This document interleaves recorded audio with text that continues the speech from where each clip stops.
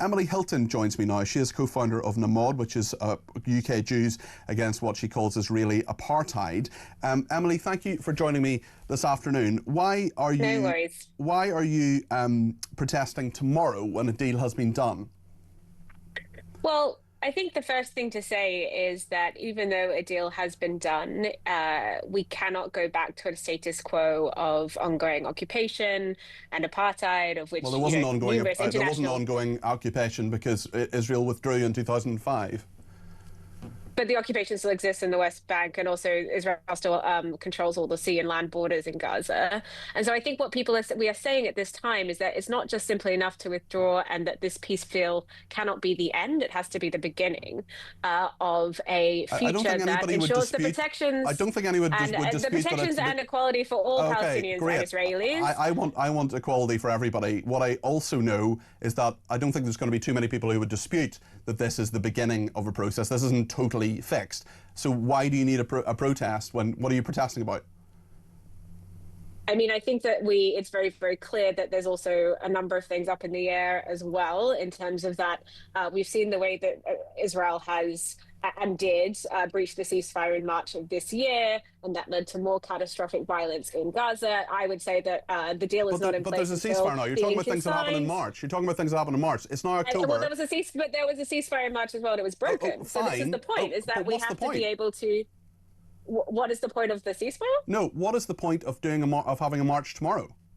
I think that the march tomorrow is about saying to our political leaders and those who have an ability to put pressure on Israel to make sure that not only that this ceasefire remains in place, but also that we need to be thinking long-term and having a just future. They've just committed to it. Why do you need to put pressure on someone who's just shown to the international community that they have committed to a ceasefire? What pressure needs to be put on someone? As I've now said a few different times, historically, Israel has broken numerous ceasefires, including breaking one in. They haven't broken this one. That's because it just started. And there was a ceasefire that Hamas broke on the 7th of October, but you don't seem to be putting pressure on them. I don't think that's a fair assessment. I think sorry. You don't think it's a fair assessment that Hamas broke a ceasefire on the 7th of October? Why not? I wouldn't classify the attacks on Israeli civilians as the breaking of a ceasefire. I think that was something. Well, there wasn't any but violence also, before I would say then. that. That's not true. I mean, there's been numerous attacks on Gaza by Israel. So when Jake Sullivan, the National Security Advisor for the United States, pointed out that it had been one of the quietest periods of violence between Israel and Gaza and Israelis and Palestinians, and then Hamas did their horrendous attack on the 7th of October against Israeli civilians and military, that wasn't a breach of a ceasefire. I really feel like every time I come on this show, you lecture me about Hamas's attacks when I, as a Jewish woman with an Israeli husband, had people directly impacted by October 7th, and I find that increasingly frustrating to have to go through. But what I want to say to you is that even if that's true, well, don't you find it frustrating when you, as a Jewish person, are on a march with people who are supporting organisations who want to kill all Jews? I think that the implication that every single person who goes to a Palestine Solidarity March wants to kill all Jews is offensive. It's not an implication. I said some people. And untrue. I said you said not numerous people. Why don't you listen to what I'm saying? I would say, as someone who has been on the marches multiple times, as a Jewish person who has been part of numerous organizations supporting Palestinian solidarity, has spent time in the West Bank, living directly with Palestinian communities, that that there is no inherent hostility to Jewish people, and we have to be very careful of that. And that even if we go back to a situation of ceasefire, Palestinians are still not free. They are still living under an occupation and a blockade where the Israeli government controls their lives. They do not have passports. They do not have citizenship. That hasn't changed. That is the status quo that we need to shift. We cannot go back to a status quo of occupation and apartheid. And that's what I believe people are marching to tomorrow and have marched for the last few years. There's no suggestion that any of that will happen. There's no suggestion that any of that will happen. Israel has just signed up to a deal. Are you grateful to Donald Trump for getting this deal over the line?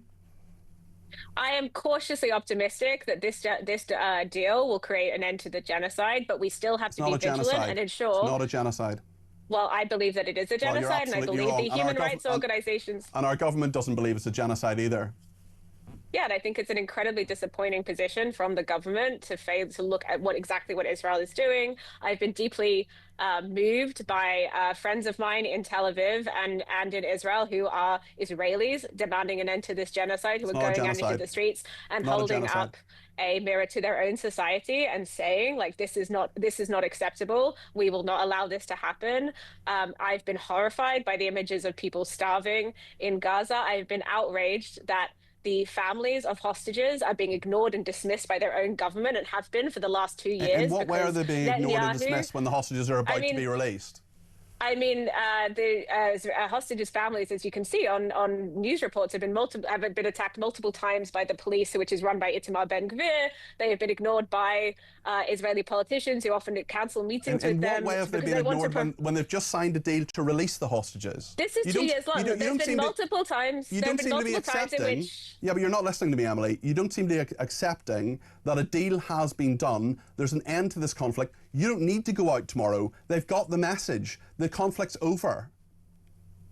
I mean, I think that it's not a conflict. For starters, it's not a conflict. It's at least a mass attack and a mass assault on Gaza, if not a genocide. But second of all, the point is what should it? Final question. We still don't. The hostages are still not back. Like, remember, many the of them have hostages are come still back, not back. and they're going to come back, and you still won't be grateful because you just hate Israel. You just hate Israel, Emily. I just hate Israel? Yeah. I have an Israeli husband and you're telling me I hate Israel? Are you serious? What has Israel done since 1948 that you approve of? I mean, that's a ridiculous question. What has it done since 1948 that you approve of? You are actively dismissing and being overly simplistic of something that is incredibly complicated and also very emotional for many Jewish people. You've asked me to come on here and talk to you about these protests. The idea that I simply hate Israel is a ridiculous misnomer. But also, I think fundamentally what we have to speak about. Okay, name me one good thing they've done since 1948. They gave back Sinai. I thought that was pretty good. Good. Okay, there we are. Thanks for joining us, Emily. That's Emily Hilton there, who's from UK Jews Against Israeli Apartheid, who's apparently absolutely happy to go on a march with people who want to kill all Jews. That's what she's doing tomorrow. There we are. Right.